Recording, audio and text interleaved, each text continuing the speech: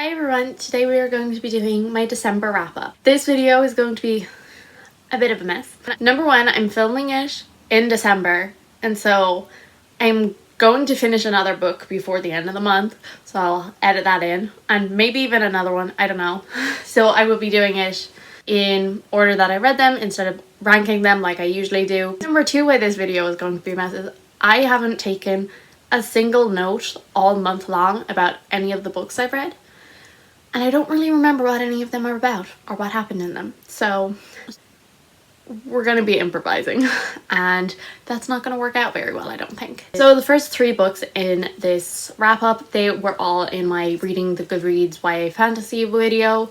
So I will link part 1 and part 2 down below. These three were all mentioned in part 2, but watch part 1 as well. The first one that I finished was Children of Blood and Bone by Tomi Adeyemi, and I gave this a 3 out of 5 stars. This follows Zelly and her family had magic, but then magic kind of like got taken away, and now there's a chance for them to bring magic back, and so Zelly and her brother and the Princess Amari, they kind of go on a bit of a quest to bring magic back. So I gave it a 3 out of 5 stars, but I think that was more of a me problem than there being any problems with the book. I was kind of in a bit of a slump because of reading so many YA fantasies in a row, and I wasn't really loving a lot of them. So I was kind of like dragging myself through it. I didn't really enjoy it as much as I think I could have. I definitely think it is a very interesting premise, and it was a very interesting and beautiful world. I just wasn't very connected to any of the characters, and the plot itself, I thought there was a lot of like very convenient things that happened. Okay, so then book number 2 that I read this month is another one I read for the Goodreads video, and that is Midnight Sun by Stephanie Meyer, and I gave it a 2 out of 5 stars. So this is Twilight, but it is told from Edward's point of view. I can honestly like talk you through my feelings in it pretty quickly. Number one, it was way too long. There was no need for it to be 700 pages. Number two, Edward being in his head, no, just no. He was so creepy and it made me so uncomfortable to be in his head. Then number 3, these are the reasons why I didn't give it 1 out of 5 stars. I liked seeing the Cullens and kind of their interactions and kind of, I guess, bits of the past. I really enjoyed that.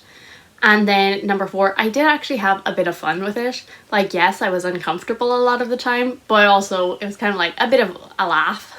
So that's why it was 2 instead of 1. Book number 3 that I read in December was Skyward by Brandon Sanderson.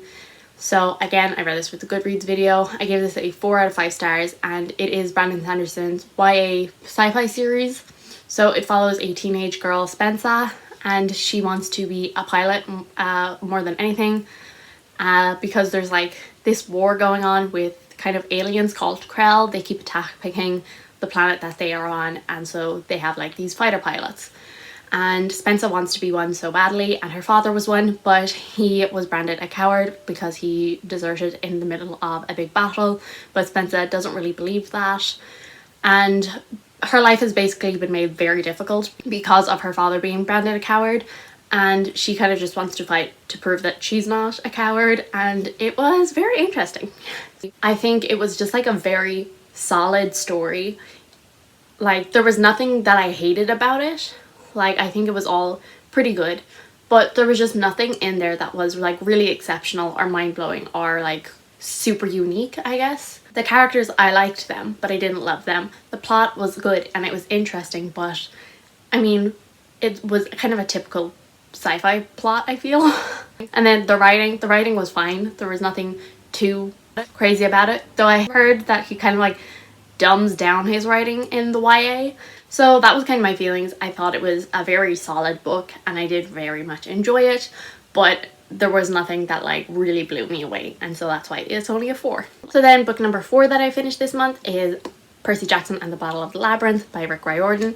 I always keep going to say by Percy Jackson. I'm like, no, why do I keep doing that? I really enjoyed it. It was a reread for me, and I gave this one a 5 out of 5 stars. This is definitely my favorite in the Percy Jackson series, and I'm holding myself.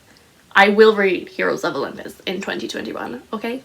I will do it. This is the 4th book in the Percy Jackson series. The series, it starts when he's like 12 or 13, I can't remember, when Percy discovers that he is the son of a Greek god, and he goes to Camp Half-Blood, and then he sets off on a load of quests. And so in every book he like sets off on a different quest, and so this is the 4th one, and as you could guess from the title, it involves a labyrinth.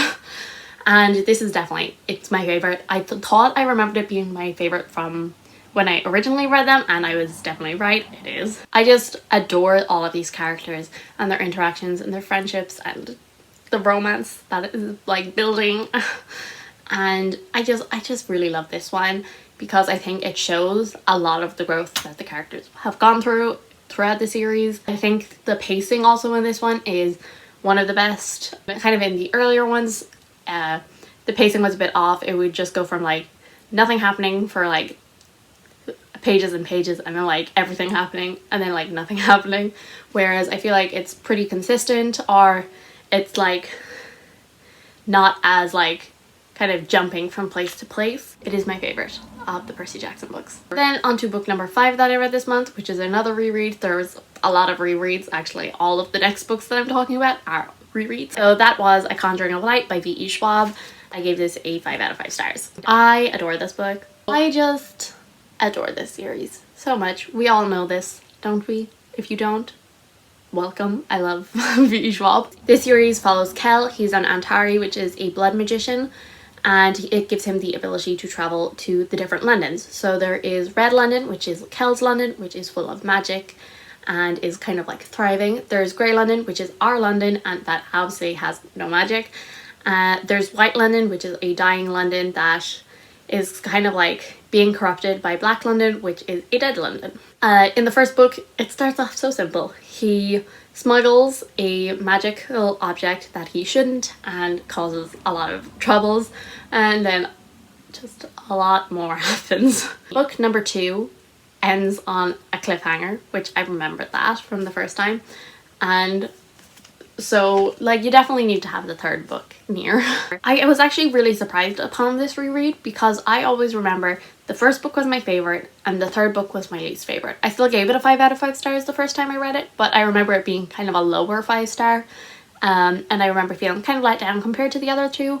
But this reread, it's completely different. The 2nd book was my favorite. I just adored that. I think this book and A Darker Shade of Magic are fairly tied. I have very similar love for both of them. So I was kind of a bit surprised because I loved this way more than I remembered loving it. So I guess that was a nice surprise. What can I say? I've said it about all of my rereads of the series. This series is just like basically a big hug for me. It's like a comfort read. I adore them. I cannot wait for the Threads of Power series that she's writing, which is a sequel series to this. But also, I don't want that. Like, I want it so bad, but I also don't want it because what if she kills off some of my favorite characters? Or like, I don't, like, they've been through so much already. I don't want them to go through more, but also I want to be reading about them again. Which I know they're not like the main characters in it, but like still. That's an internal struggle I have going on. So then on to book number 6. Once again, this is another reread, and that is Percy Jackson and the Last Olympian. This is the final book in the Percy Jackson and the Olympian series.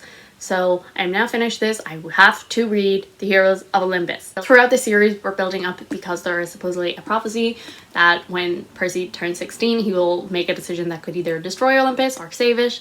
And the time has come.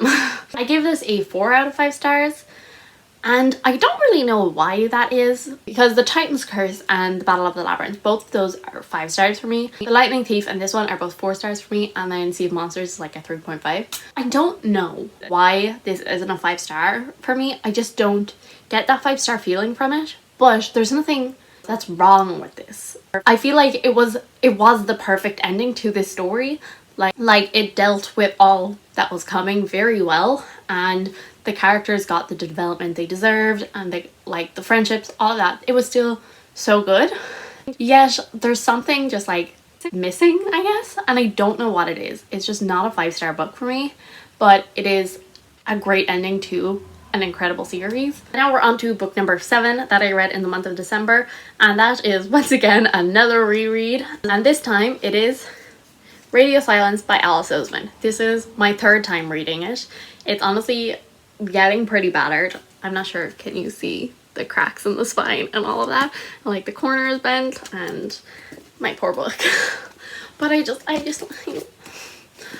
again, this is another book that is like a hug. I obviously gave this a 5 out of 5 stars. I'll make a video at some point of like my favorite books / series, and this is going to be on the list. And it's going to be fairly high, I imagine. So in this story, we follow Frances, who is basically a study machine, and she has like one goal and nothing will stop her from achieving that, and that is to get into Cambridge. But in her free time, she actually loves to draw fan art for a podcast that she loves.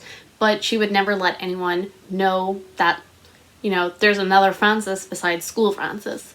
And then she meets Al at last, and the two of them spark a friendship, and it's just so wonderful. And it is a friendship. There's no romance between them. I read this for the first time in my final year of school, and Frances was in her final year of school, and I was a bit of a study machine, and Frances was a bit of a study machine. And so I felt very seen by this book, and I also just didn't know what I wanted to do, which I still don't know what I want to do. So I just felt very seen by this book, and that is definitely why it has such an important place in my heart. I do think it is definitely a very good book anyway, but I think reading it at like the right time in your life is also a really important thing with this book. So yeah, a 5 out of 5 stars, a book I absolutely adore. Every time I start to read this story, I always think I'm not going to love it as much as I used to, because it isn't the kind of story that I would love, because I am obviously mostly fantasy reader and all of that. So every time I start it, I think, oh, I'm not gonna love it as much as I do every time. And then I finish it at 10 to 1 in the morning and I'm almost crying and I'm just having an existential crisis. So that's fun. So if you like that, check out Radio Silence.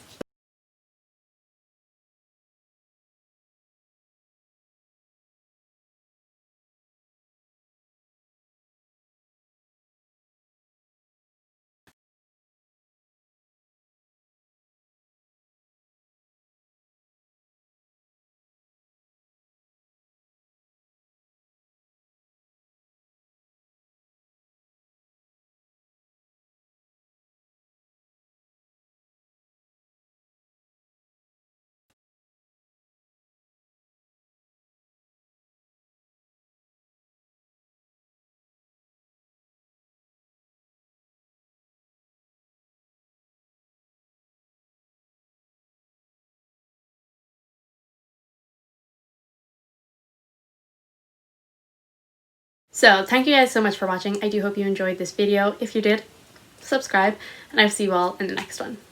Bye!